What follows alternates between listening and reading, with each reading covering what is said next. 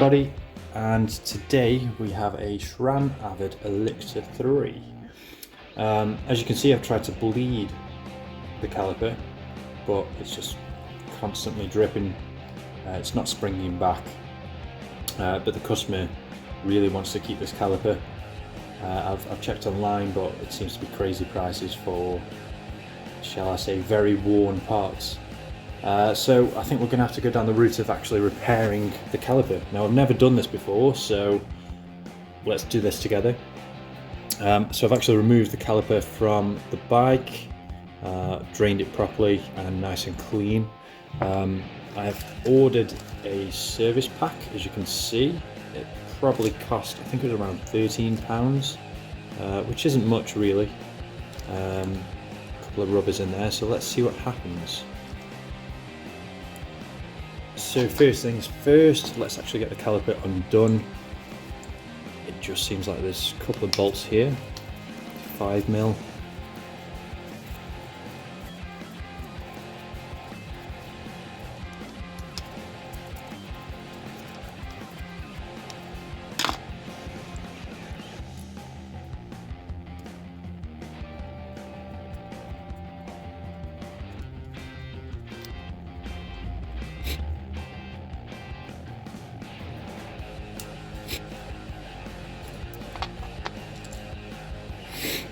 Okay, so as we can see here,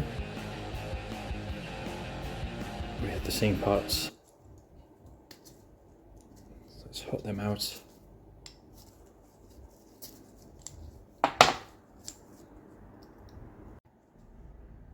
Okay, so like I said at the start of the video, this was a trial and error for myself. I've never done this before, and that was a nightmare.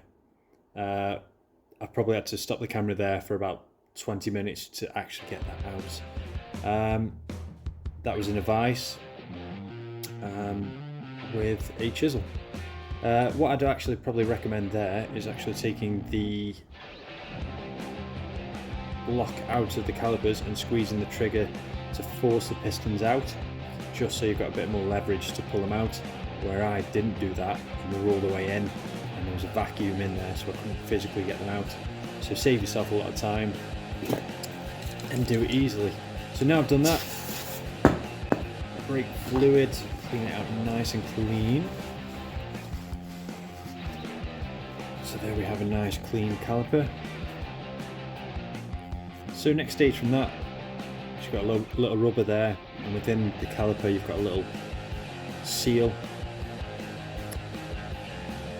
Just push that in. It fits nice and snug, as you can see.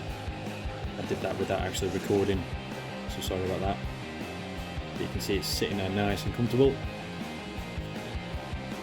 Get the replacement piston, and again just push straight in, and it should, in theory, please, go straight on. And a lot of force needed, but sits in there quite nicely. So if we go to the other caliper, that's already been done.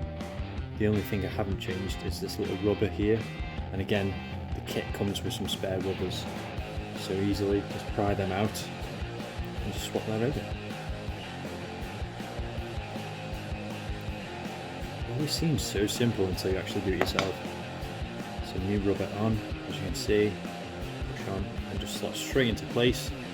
So we've got new piston, new rubbers, new seal. Well, let's assemble and put it all back together.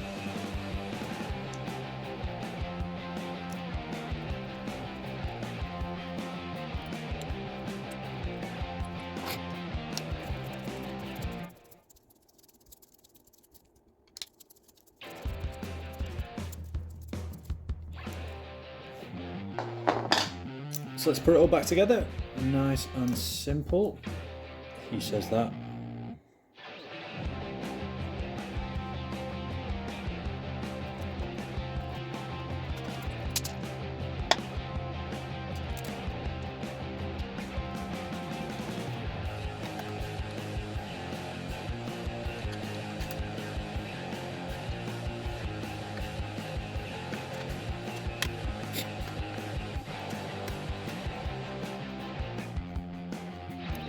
Okay, now it's time to bleed the brakes and see if it's actually worked or not. Cross fingers.